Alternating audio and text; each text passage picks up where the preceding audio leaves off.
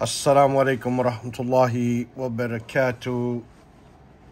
Ahlan wa sahlan ila al-maktabati. Welcome to my library. Today we have a book, as you can see, Jami at-Tirmidhi wal Madhhab al-Hanafi. Jami at-Tirmidhi wal Madhhab al-Hanafi. This book, the Jami of Imam at-Tirmidhi, is being explained according to the Hanafi Madhhab. The author, as we can see here, is, they say, Al-Allama al-Mufti Asghar Ali al-Rabbani rahimahullah ta'ala. He was a professor of hadith in Karachi. Asghar Ali al-Rabbani was born in the year 1359 after the Hijrah, which is equal to, or in concordance with, 1940.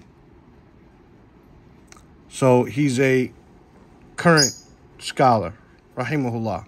He passed away in 1439, which makes him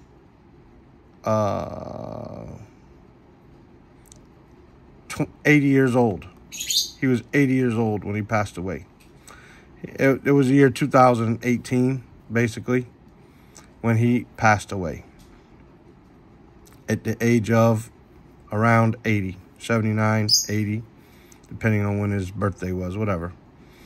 So he was born in India, and he was born into a family of knowledge, as we can read in the introduction here. I can't find much about him other than what we find his son writing about him here in Abdurrahman Asghar Ali al-Rabbani. He writes some introductory material here. So he says that they were born into a religious family, that his grandfather, meaning the father of the author, was a scholar, and that they made hijrah from India to Pakistan. They made a hijrah from India to Pakistan when Pakistan was formed.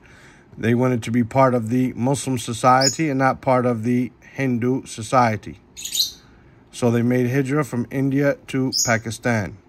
And Asghar Ali al-Rabbani participated in the military battles somewhat.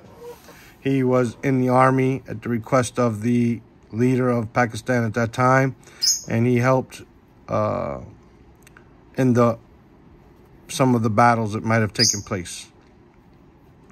He, as we said, is a scholar of hadith, or a teacher, a professor of hadith in the University of Karachi, at Jami at Darul Ulum in Karachi, and he has a reason for writing this book. One of the main reasons he wanted to write this book, he says, is because when you read Sunan at-Tirmidhi, number one, it's brief. It has just under 4,000 hadith. And he hints at or points to other narrations that exist in this subject. So he brings under a chapter title 1 or 2 hadith, and then he'll say, and in this bab, in this chapter, there's a hadith from Aisha, Abu Huraira, so-and-so, so-and-so. He points at them and does not necessarily bring them. And so it's something that could be conquered. And as he taught hadith in the university, then something he wanted to do. Also, what Imam at-Tirmidhi does in his book is he says, he points to what the madhhab say, whether they're the 4 madhhab or other than them. But he points to what the 4 madhhab say, and he says that Imam at-Tirmidhi, rahimahullah, only pointed to the Hanafi madhhab 65 times. Out of 3,956 or 65 hadith, I don't remember, almost 4,000 hadith, he only points to the madhhab of the Hanafis 65 times. And so he feels that this is not enough. He feels it's not enough. Why wasn't the Hanafi madhhab pointed to more? And so that's one of the reasons, as well as what that did amongst students who might read a Jami at-Tirmidhi. It would make them think that the Hanafi Madhhab was more so built upon opinions and ara and qiyas, the principle of analogy and opinions, more so than based upon hadith. So we wanted to show that rather the Hanafi Madhhab is based upon hadith. And so he took this book, which he assumed is brief and briefer than some of the other books, and where Imam at-Tirmidhi rarely pointed towards their madhhab. And he took it as a foundation to show that every hadith here has been acted upon by the Hanafis and spoken about and dealt with in their madhhab. And he only uses the books of the mutaqaddimeen, the early scholars. He uses the books of the early scholars, not modern day Hanafis from today in our time, but early Hanafi scholars. And he uses 250 books. So inside of this explanation, it's as if you have the synopsis of those 250 Hanafi books, books of tafsir, books of lugha, books of aqidah, books of hadith, books of fiqh, right? As if you have them, those 250 Hanafi books, compiled into these 12 volumes. Right? It took the author 20 years to write this book. And he had three main books. He wrote a tafsir. He also wrote a tafsir in Urdu in 10 volumes. It's not published yet, at least at the time of him writing this introduction, which was a few years ago. Also, he wrote a partial explanation of Mukhtasar Sahih Bukhari by Zubaydi. And he wrote some explanation to Sahih Muslim, but it is not finished, and they're hoping that they can finish it from amongst his students. The Sheikh, from what it seems, reading his biography, was very mujtahid, had very much efforts. And the fact that he even had diabetes and kidney failure in both kidneys, and it did not stop him from teaching and authoring. And he continued to write. This book was finished in 1437. So it was finished just under 10 years ago. And we said it took him 20 years to write it. And it was printed in 1339 or 1340. Just not too many years ago, 1439, 1440, as we are in 1444 right now. Here we are. We can see the book. They came individually wrapped in plastic. It's rather a cheap book. This, you can see the binding is not very good. It does have our bookmark, which is nice. It's on a cheaper white paper. It has a cheap feel to it. But, alhamdulillah, you can see that it kind of putting pressure, just opening the book right there. It's 2-color print. And what he does is he brings the hadith with the chain. And then he brings what he says and what the ulama say in different books. And one of the great things is he tells you exactly what book he's using. Sharh Ma'ani al-Athar, al-Maktaba al-Haqqaniyya, al-Ku'ita. I don't know what that is, if that's right. Then Maktabat al-Rashidiyya for al-Fatawa al-Hindiyya. What book, what page, everything. He tells you what print, what's the name of the book, what publisher he's using to refer to, and what page inside of that particular print of that book. Excellent. Even at the end of every chapter, you can see here, he does the same thing. You start Al-Fath al-Qadir, Maktabat al-Rashidiyya, Al-Bahr al-Ra'iq, Dar al-Kutub al-Ilmiyya, Sharh Ma'ani al-Athar, Al-Maktabat al-Haqqaniyya. Exactly evidenced from what he wants to prove. Everything is there so you can see it. As for his aqidah, then he claims to be Salafi, and we looked up some points where it could be an issue regarding Allah's hand or his ulu or his face or this or that, where Tirmidhi might had made comments about the deviant sects. And it seemed everywhere we looked up that his speech was very general. He didn't enter into it in depth, almost as if there was some tafweed going on. I'm not accusing him of that.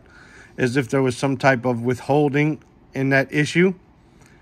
But he claimed to be Salafi, and he quotes from some Salafis inside of his comments here.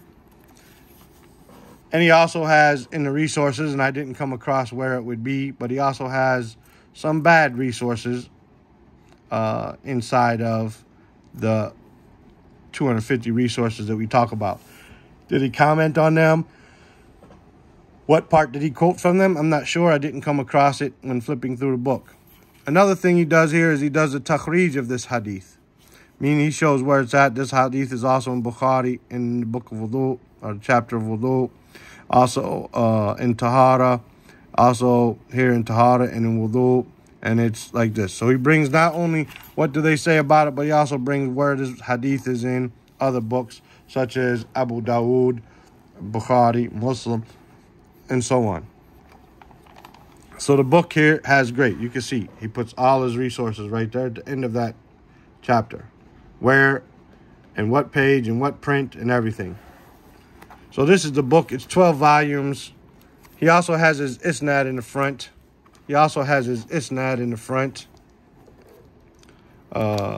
Who he got it from, back to Imam at-Tirmidhi. Give me 1 second here. That was pretty nice of to see. There's his isnad from him, from his teacher, and then back all the way up until, right, Anas ibn Malik, for example, for this hadith here.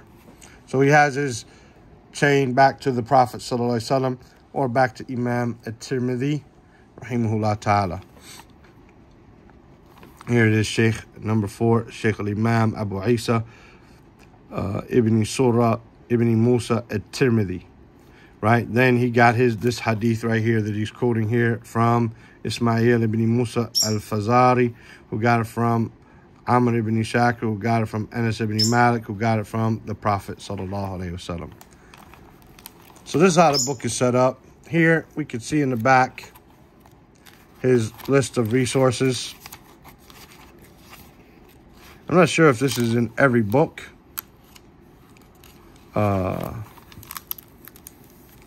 But I know it's in volume 1 and volume 12. So here's his list of resources. The name of the book, the author, right? When the author passed away, or was born rather, right? When the author was born or passed away, and it depends on what they know. And then the name of the publisher. So which publishing they exactly have. And he has all 250 resources inside of here up to there. You can see up to number 250. This book, number 1, is 784 pages, counting the page for notes there, 784 pages. So they're roughly all the same size. Some of them may be a little bigger, a little smaller, as we can see here. So if we say 800 pages, we're talking about 10,000 pages here in these 12 volumes. 10,000 pages.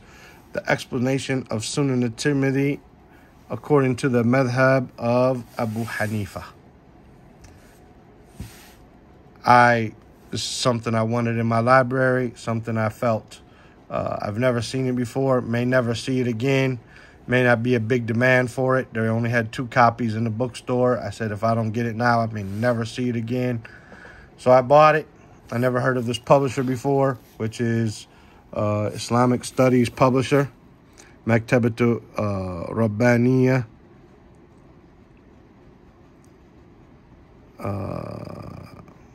I don't know what that says.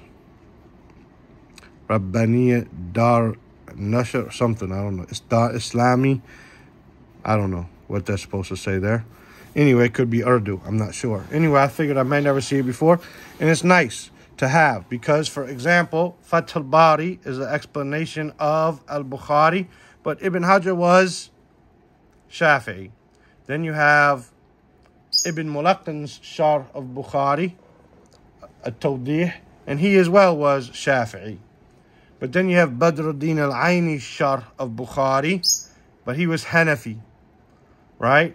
And you have different people who have different madhabs, and their madhab comes out in their explanation. So to have one when talking with the Hanafis to see why they say what they say, what do they have in evidence, doesn't seem like it to us, what do they say, what are they using, how are they using it, something beneficial. This is why I collected this book, inshallah ta'ala. May Allah subhanahu wa ta'ala make it useful for me and for those around me. This was around $160. Around $160 for these 12 volumes. سبحانك اللهم وبحمدك أشهد أن لا إله إلا أنت أستغفرك وأتوب إليك. السلام عليكم ورحمة الله وبركاته.